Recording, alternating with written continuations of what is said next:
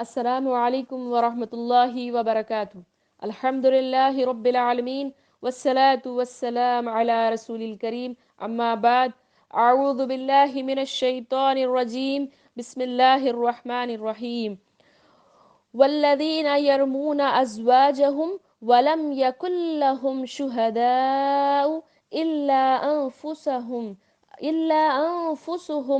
فشہادۃ احدہم اربع شہادات باللہ انہ لمن الصادقین۔ ہر قسم کی تعریف، توصیف، کبریائی، بڑائی صرف اللہ تبارک و تعالیٰ کے لیے لائق اور زیبا ہے۔ درود و سلام تمام انبیاء پر، بالخصوص ہمارے آخری نبی جناب محمد رسول اللہ صلی اللہ علیہ وسلم پر۔ اللہم صلی وسلم علی نبینا محمد صلی اللہ علیہ وسلم۔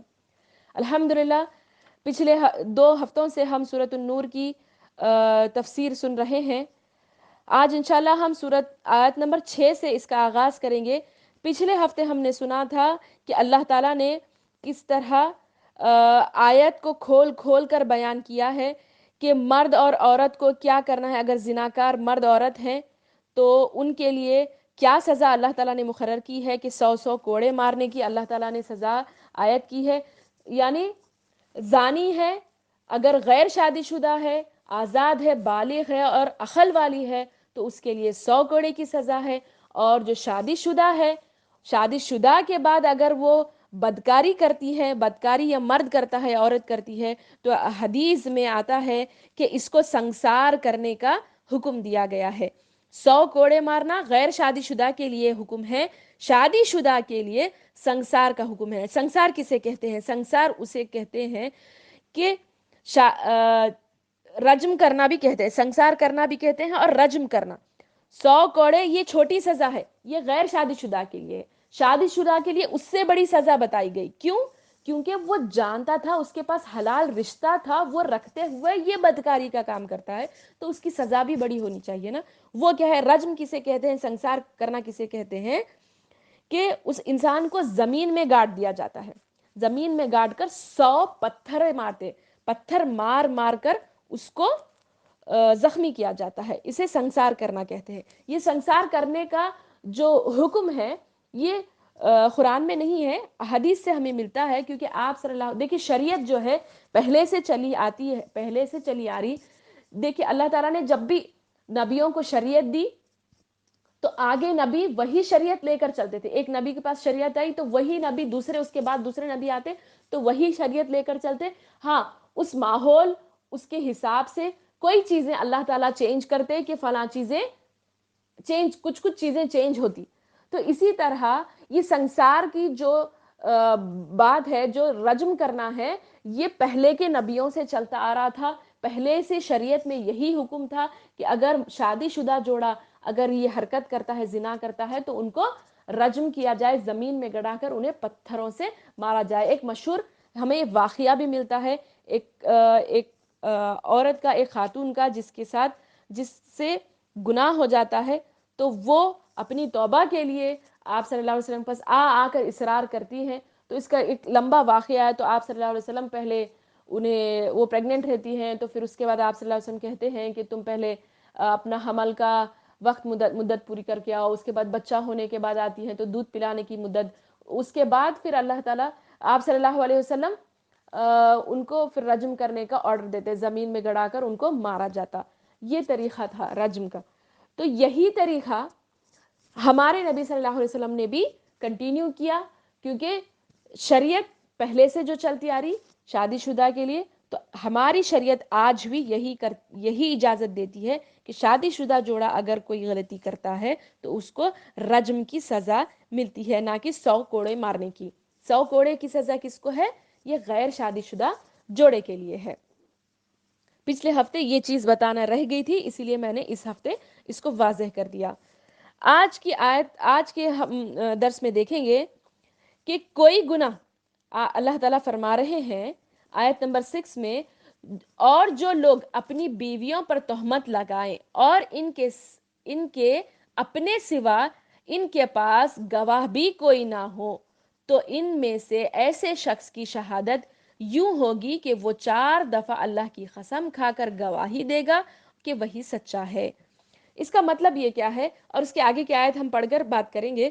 اور پانچویں دفعہ یوں کہے کہ اگر وہ جھوٹا ہو تو اس پر اللہ تعالیٰ کی لعنت ہو. دیکھیے یہ بہت بڑی ایک رول، ایک قاعدہ اللہ تعالیٰ بتا رہے ہیں، ایک حدود بتا رہے ہیں کہ دیکھیے ایک انسان ہے، ایک انسانی فطرت ہے کہ اگر وہ دیکھتا ہے، ایک مرد کی میں مثال دیتے ہوئے سمجھانا چاہتی ہوں، ایک مرد دیکھتا ہے کہ اس کی بیوی گناہ کی ہے، زانی ہے، زنا کرتے ہوئے دیکھا ہے، تو اس کا ضمیر گوارا نہیں کرے گا کہ وہ چار لوگوں کو لائے. پہلے تو دیکھیے کیا بات اللہ تعالیٰ بتا رہے ہیں کہ اگر اس کے پاس کوئی مرد اپنی بیوی پر تہمت لگا رہا ہے کہ میری بیوی زانی ہے، زناکار ہے، تو وہ کیا کرے، چار گواہ سب سے پہلے پیش کرے. وہ خود اپنی آنکھوں سے دیکھنا اور اس کے ساتھ اور تین ملا کر چار جنے رہنا، چار جنے اس گواہی دیں گے تو اس کی گواہی قبول کی جائے گی. اب فار ایگزامپل کوئی نہیں ہے بھئی اس کے پاس کوئی بھی نہیں ہے گواہی دینے کے لیے، وہ ایک آدمی خالص خود اکیلا دیکھا ہے اپنی بیوی کو گناہ کرتے ہوئے، یا پھر بیوی دیکھی ہے اپنے شوہر کو کہ وہ گناہ کیا ہے، زنا کیا ہے، تو وہ اب کیسے ثابت کرے گی؟ تو یہ بات اللہ تعالیٰ بولے کہ تم کیا کرو، چار لوگ گواہ کو پیش کرو تو تمہاری گواہی قبول ہوگی. اگر تم چار گواہ پیش نہیں کر سکے تو تم 4 مرتبہ اللہ تعالیٰ کی قسم کھاؤ. اللہ تعالیٰ کی قسم 4 مرتبہ کھانا ہے کہ میں سچوں میں سے ہوں، میں قسم کھا کے بول رہا ہوں کہ میں سچوں میں سے ہوں. 4 مرتبہ اللہ کی قسم کھائیں، پھر اس کے بعد 5ویں مرتبہ یہ کہنا ہے کہ میں اللہ تعالیٰ کی قسم کھا کر بول رہا ہوں اگر میں جھوٹوں میں سے ہوں، میں جو بات میری بیوی پہ یا پھر میں میرے شوہر پہ جو الزام لگائے ہوں وہ اگر غلط ہے تو اللہ تعالیٰ کی مجھ پر لعنت ہو. یہ خود انسان اپنے اوپر کہنا پڑتا ہے. دیکھیے یہ لعن کا مسئلہ بہت خطرناک مسئلہ ہے. مرد نے اپنی بیوی کو اپنی آنکھوں سے غیر کے ساتھ بدکاری کرتے ہوئے دیکھا تو اس کی عزت نفس اس بات کی اجازت نہیں دیتی کہ اب وہ 4 گواہ لا کر پیش کرے یا پھر 4 لوگوں کو دکھائے کہ میری بیوی زانی ہے. تو اب اس کا ایسا کیا مسئلہ کیا کرے؟ ایک صحابی کے ساتھ بھی یہ مسئلہ پیش آیا تھا تو اللہ تعالیٰ نے، وہ اللہ کے نبی صلی اللہ علیہ وسلم کے پاس آئے، اپنا مسئلہ پیش کیے، اس کے بعد یہ آیت نازل ہوئی جس میں اللہ تعالیٰ نے بتا دیا کہ اگر تم 4 گواہ پیش نہیں کر رہے تو 4 مرتبہ اپنی آنکھوں دیکھے گواہ پیش کرو، نہیں پیش کر رہے تو قسم کھاؤ 4 مرتبہ. قسم کھانا اور اس کے بعد کہنا کہ اللہ تعالیٰ کی مجھ پر لعنت ہو، لعنت کی اپنے اوپر قسم کھانا ہے. ٹھیک ہے، بات سمجھ میں آ گئی، واضح ہو گئی؟ کس کے سامنے ہو یہ چیز، یہ قسم؟ کیا بیوی شوہر کے سامنے کھا لے، شوہر بیوی کے سامنے کھا لے؟ ایسا نہیں، بلکہ کوئی عادل لوگ، یعنی جو انصاف کرنے والے ہیں، عدالت میں ہو یا پھر کسی حاکم کے پاس کوئی بڑا ہے تو اس کے سامنے 4 مرتبہ یہ قسم کھائے کہ اپنی بیوی کو زنا کی تہمت لگا رہا ہے. تو اور بولتا نا میری بیوی مجھ سے پریگننٹ نہیں ہے، کسی اور سے پریگننٹ ہے، حمل کسی اور کا ہے، تو وہ چیز کو واضح کرنے کے لیے یہ چیز اللہ تعالیٰ نے نازل فرمائی ہے. اس کے آگے اللہ تعالیٰ فرماتے ہیں اور اس عورت سے سزا اس طرح دور ہو سکتی ہے کہ وہ 4 مرتبہ اللہ کی قسم کھا کر کہے کہ یقیناً اس کا مرد جھوٹ بولنے والوں میں سے ہے، اور 5ویں دفعہ کہے کہ اس پر اللہ تعالیٰ کا غضب ہو اگر اس کا خاوند سچوں میں سے ہو. دیکھیے یہاں پر اللہ تعالیٰ نے کیا زبردست سلیوشن بتا دیا ہے کہ مرد اپنی بیوی پہ الزام تراشی کر رہا ہے، بہتان باندھا ہے، اگر وہ مرد جھوٹا نکلا تو عورت کیسے بچے؟ اب فار ایگزامپل وہ عورت زانی نہیں ہے لیکن اس کے علاوہ اس کے شوہر اس کے اوپر، بعض لوگ رہتے نا اللہ تعالیٰ کا ڈر خوف نہیں رہتا، قسم بھی کھا لیتے، اپنے اوپر لعنت بھی بول لیتے، جس کے بارے میں جس کا اندازہ نہیں سوچتے وہ کر لیتے. لیکن عورت با کردار ہے، پاک دامن ہے، تو وہ کیا کرے؟ اگر یہ چیز پروو ہو گئی، 4 بار قسم کھا لیے، لعنت بولیے، تو پھر اس کو کیا رجم کی سزا دی جائے گی؟ ایسا نہیں، اللہ تعالیٰ نے عورتوں پہ ظلم نہیں کیا، بلکہ اللہ تعالیٰ بولے کہ اگر خاوند کے جواب میں بیوی 4 مرتبہ، عورت کے لیے کیا آرڈر دیے؟ شوہر اگر بولیا تو اس کے جواب میں بیوی بھی کیا کرنا؟ 4 مرتبہ قسم کھا کر یہ کہے کہ وہ جھوٹا ہے. 4 بار پھر وہ اللہ کی قسم کھائے گی کہ میں اللہ کی قسم کھا کر بول رہا ہوں کہ میرا شوہر جھوٹا ہے، میں پاک دامن ہوں. اور 5ویں دفعہ یہ کہے کہ میرا خاوند اگر سچا ہے اور میں جھوٹوں میں سے ہوں تو مجھ پر اللہ تعالیٰ کا غضب نازل ہو، اللہ کی لعنت مجھ پر نازل ہو، اور اس صورت میں وہ زنا کی سزا سے بچ جائے گی۔ اگر ایسا کرے گی تو وہ زنا کی سزا سے کیا ہے، بچ جائے گی۔ اس کے بعد ان دونوں کے درمیان ہمیشگی کے لیے جدائی ہو جائے گی۔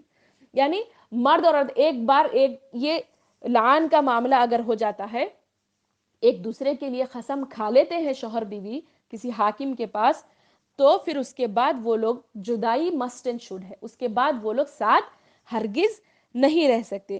تو اسے لعان اس لیے کہتے ہیں کہ اس میں دونوں ہی اپنے کو جھوٹا ہونے کی صورت میں مستحق لعنت قرار دے رہے ہیں۔ یعنی اسے لعان کیوں کہا جا رہا؟ کہ دونوں ایک دوسرے کو جھوٹا بول رہے۔ اب اس میں جھوٹا کون ہے، سچا کون ہے، وہ اللہ ہی بہتر جانتا ہے۔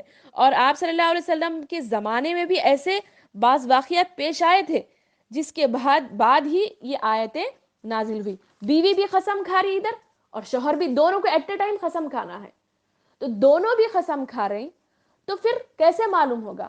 تو وہ اللہ تعالیٰ انصاف کریں گے۔ اور اللہ تعالیٰ آگے فرما رہے ہیں، اگر اللہ تعالیٰ کا فضل و کرم تم پر نہ ہوتا تو تم پر مشقت اترتی، اور اللہ تعالیٰ توبہ قبول کرنے والا باحکمت ہے۔ اللہ تعالیٰ بول رہے، دیکھیے کتنا بہترین انداز میں اللہ بول رہے کہ دونوں بھی قسم کھا رہے، بھئی ادھر مرد بھی قسم کھا رہا ہے، ادھر عورت بھی قسم کھا رہی ہے، دونوں تو سچے نہیں ہو سکتے نا، دونوں میں سے ایک کوئی سچا ہے۔